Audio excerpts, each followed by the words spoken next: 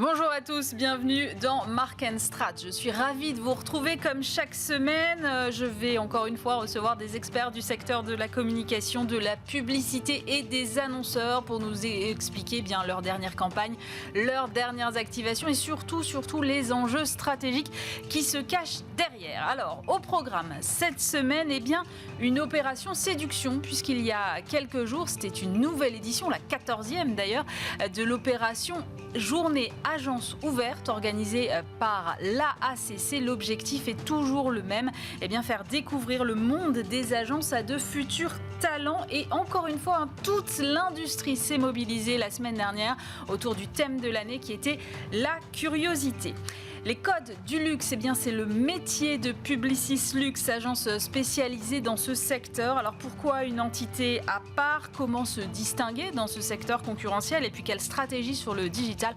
On en parlera dans un instant. Et on terminera avec des comptes. Les comptes dans la pub en pleine crise du pouvoir d'achat. Aldi et son agence TBW à Paris ont fait le choix d'utiliser les comptes populaires pour asseoir les messages des campagnes publicitaires. Alors après Cendrillon, on a maintenant Boucle d'Or ou Le Petit Chaperon Rouge qui sont revisités dans des spots, une façon sans doute de réenchanter le discount. Bienvenue dans Mark & Strat, c'est l'épisode 26. Et pour commencer cette émission, j'ai le plaisir de retrouver Caroline Fontaine. Bonjour. Bonjour. Caroline, vous êtes déléguée générale de l'AACC et il y a quelques jours, c'était la journée Agence ouverte. C'était un événement dans le cadre de la semaine des métiers de communication. Si je résume en disant que c'est une espèce d'opération marque employeur de toute la filière, est-ce que ça vous convient ? Oui, on peut le dire comme ça, en effet. C'est un événement alors qui date de 14 ans, donc c'était la 14e édition cette année.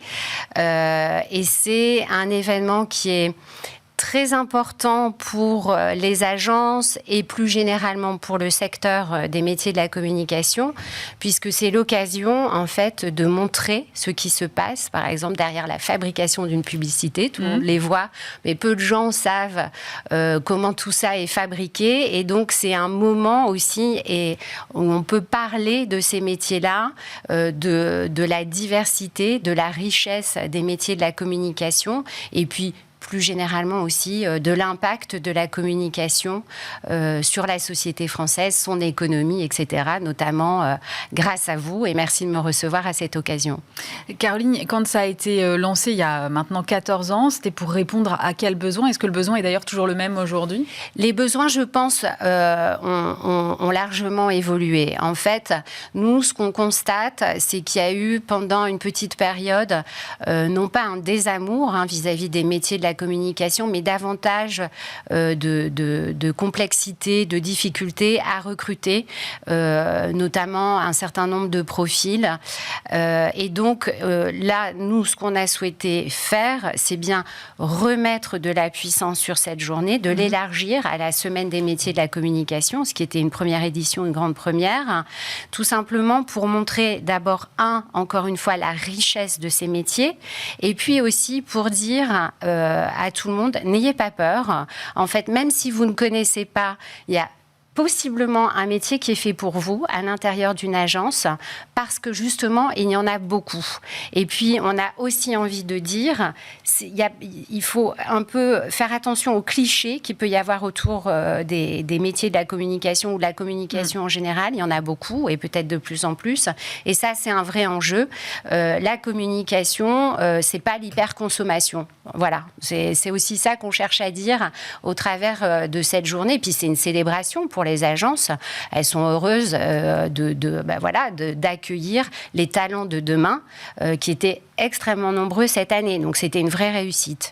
Quand on parle des agences, ça représente quoi en termes de poids, d'emploi Alors, on estime que les métiers de la communication dans leur globalité, c'est 250 000 emplois directs et 400 000 emplois indirects. C'est aussi sur l'économie française extrêmement puissant, puisque c'est évidemment un facteur de croissance. Je crois que le chiffre, c'est 2,5% du PIB national qui vient des métiers de la communication. Donc, tout ça est important en réalité au sein d'une économie. Ouais. Ça permet de construire des marques, des petites et des très puissantes. Donc voilà, il y a aussi cette diversité qui est intéressante à raconter et à mettre en avant au cours de cette fameuse journée agence ouverte. Cette année, vous aviez mis l'accent sur le mot curiosité. Ouais. C'est ce qui caractérise selon vous le mieux les métiers de la communication, la curiosité ? Oui, j'ai envie de le raconter comme ça. Je pense que c'est vraiment quelque chose qui est très spécifique à ces métiers.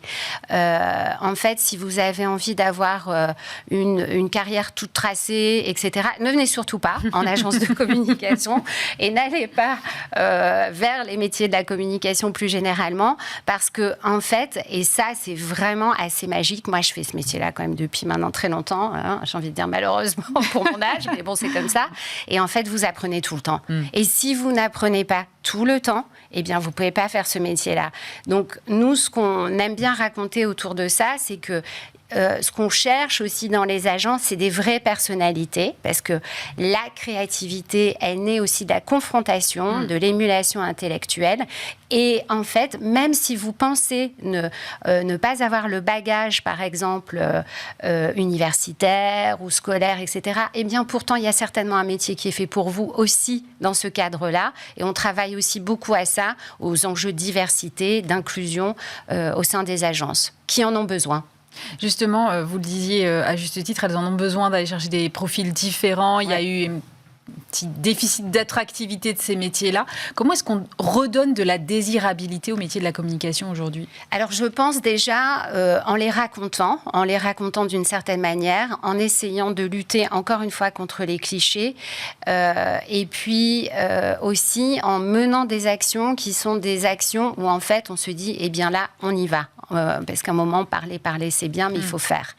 C'est quelque chose qu'on a mis en place depuis 2 ans, notamment un très joli programme qui s'appelle le programme IN. Donc, on a toujours un peu des acronymes, mais en fait, l'intérêt de ce programme, il est monté avec l'association Les Déterminés, avec Moussa Camara et Gilles Fichtebert qui est à la tête de ça. Et en fait, on crée des petites promotions de jeunes talents qu'on identifie, qui ont un vrai talent créatif et franchement c'est incroyable et qui en fait ne connaissent pas ces métiers. Ils sont formés pendant 6 mois et puis ensuite ils intègrent une agence pour un contrat d'apprentissage de qualification. Donc ils sortent avec des qualifications et parfois je vais vous dire ils sortent pas, ils restent dans les agences qui les ont pris pour cet apprentissage tellement ils en sont contents. Donc ça c'est le genre de choses qu'on veut faire et en fait c'est simplement aussi pour montrer typiquement ce qui se passe en agence. C'est-à-dire que oui, c'est fait pour vous, probablement, parce que vous pouvez très bien être RH, vous pouvez être DIRCOM, vous pouvez être créatif, vous pouvez travailler dans la production. Si vous êtes geek, l'arrivée de l'IA, c'est quand même quelque chose d'absolument extraordinaire.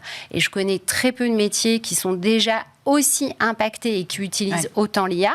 Donc, en fait, voilà, vous décrochez jamais et franchement, c'est des métiers où vous pouvez aussi avoir un parcours de carrière. C'est ça qu'on essaie de raconter avec la Semaine des métiers, c'est-à-dire que vous n'êtes pas obligé de faire toute votre vie au sein, par exemple, d'une agence pub. Vous pouvez aussi faire du média, puis vous pouvez aller chez l'annonceur. Enfin, il y a des parcours qui se construisent avec différents angles, mais qui sont à chaque fois très intéressants et encore une fois placés sous le signe de la curiosité. C'est ça que je trouve qui devrait en théorie, je trouve plutôt correspondre à la nouvelle génération qui a beaucoup envie de changer. C'est cette espèce de parcours délinéarisé que vous décrivez très bien aujourd'hui. On n'est plus en train de monter tranquillement dans une agence, il y a des passerelles possibles entre les différents secteurs. Oui, absolument. Et ça, je pense que c'est quelque chose qui est vraiment, vraiment nécessaire de raconter. Et c'est d'ailleurs la raison pour laquelle cette année, pour les journées agences ouvertes, on était en lien avec l'UDECAM et le SCRP, c'est-à-dire ce sont des interprofessions.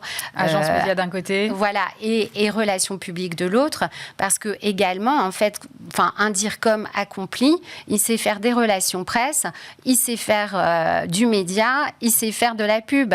On a besoin, avec cette foultitude d'outils qui s'offrent à nous, et ça, vraiment, les métiers de la communication, ils permettent ça. Et puis, en termes d'attractivité, je pense que que la différence aussi aujourd'hui, et ce qu'on essaie de souligner, c'est qu'il y a plein de jeunes, en fait, ils sont créatifs sans le savoir. Je veux dire, ils n'ont pas posé le nom dessus, mais quand vous voyez ce qu'ils sont capables de faire sur des TikTok, sur des Instagram, etc., à créer leur propre communauté et à être capable d'intégrer des nouvelles techniques, des nouvelles pratiques créatives, encore une fois, et les agences, évidemment, ont besoin de ces talents parce que c'est eux qui peuvent très bien s'adresser pour les marques, cette fois-là, non pas en leur nom propre, mais à des cibles qu'elles essaient de toucher. Merci beaucoup Caroline Fontaine, on se donne rendez-vous l'année prochaine pour la 15e édition. Oui, ou peut-être avant pour d'autres sujets, mais en tout cas, merci beaucoup pour votre accueil. Avec plaisir, à bientôt.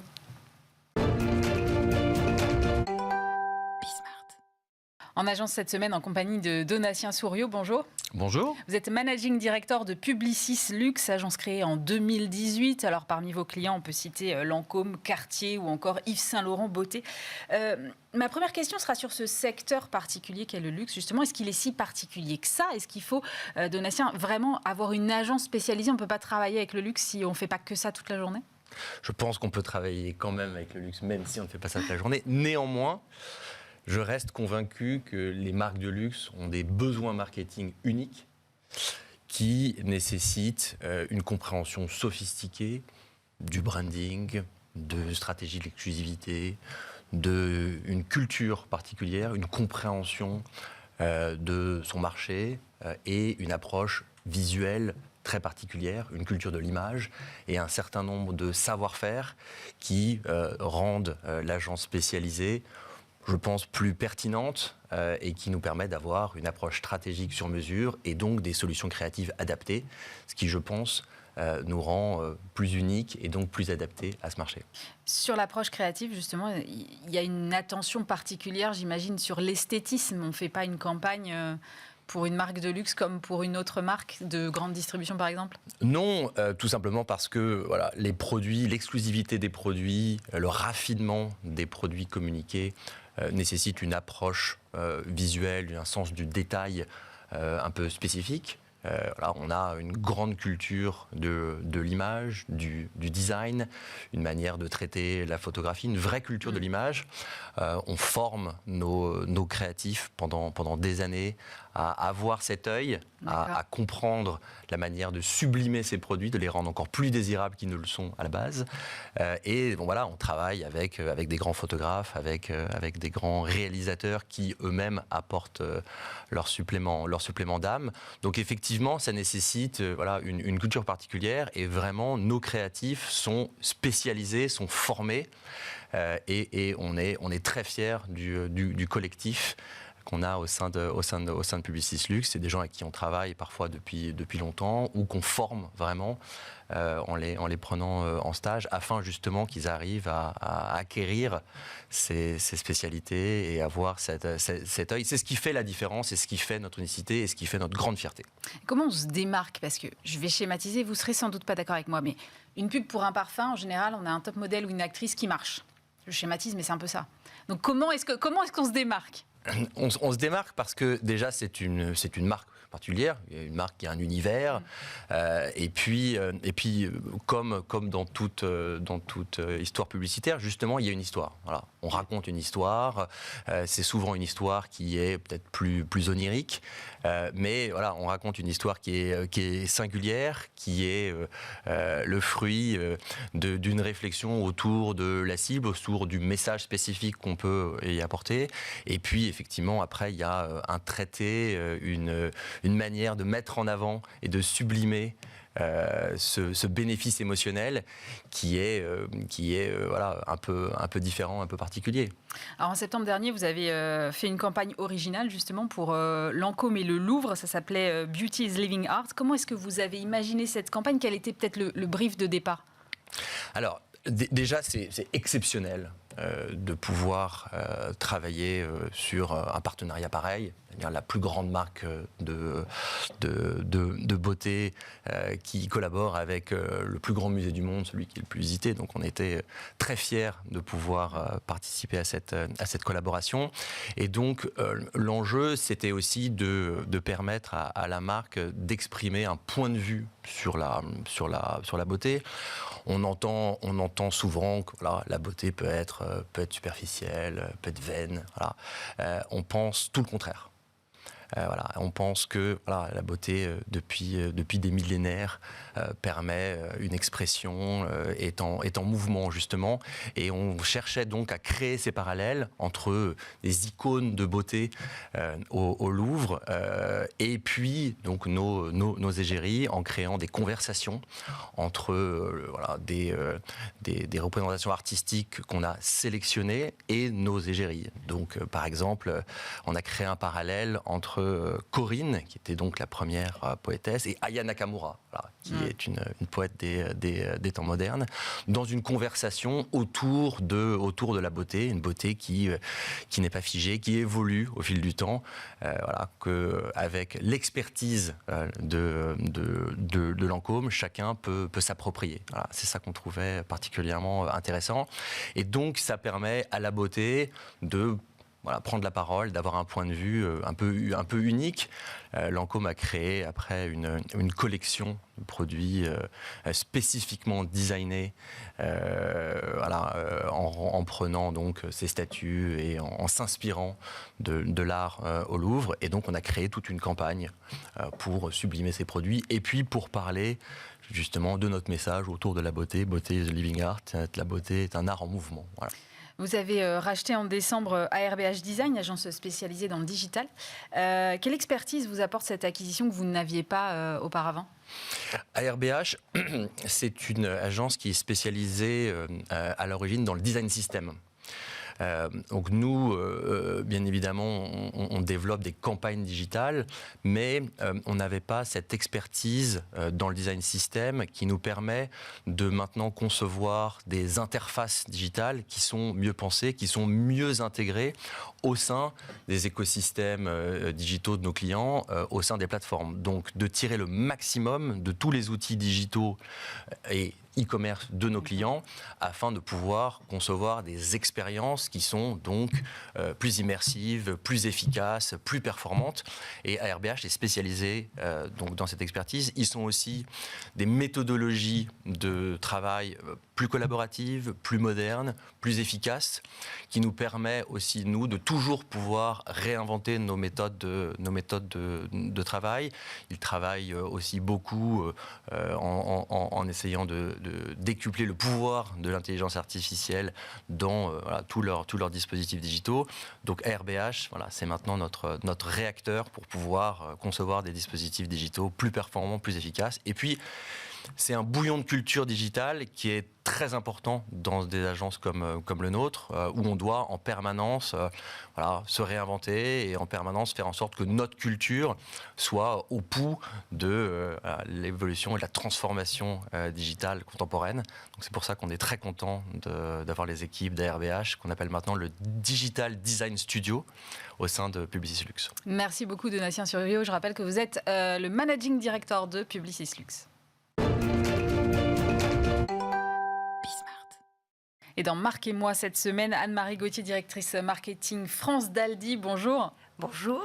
Anne-Marie, moi j'ai une première question parce que Aldi se revendique comme l'inventeur du discount. Alors est-ce que quand on est une marque discount, on est obligé de communiquer exclusivement sur les prix ? Non, parce que justement nous on vient d'arriver en communication en France. Donc ça fait simplement 4 ans que Aldi communique. Ça veut dire que c'est une marque qui a une notoriété assez faible. D'accord. Et jusqu'ici, on ne communiquait pas beaucoup parce qu'on n'avait pas beaucoup de magasins. On vient d'acquérir plus de 600 magasins Leader Price. Donc, on les a intégrés depuis 2 ans. D'accord. Et donc, maintenant, on a 1300 magasins, ce qui nous permet d'avoir une vraie communication nationale pour prendre la parole. Et la première chose qu'on doit faire, c'est lutter contre les préjugés.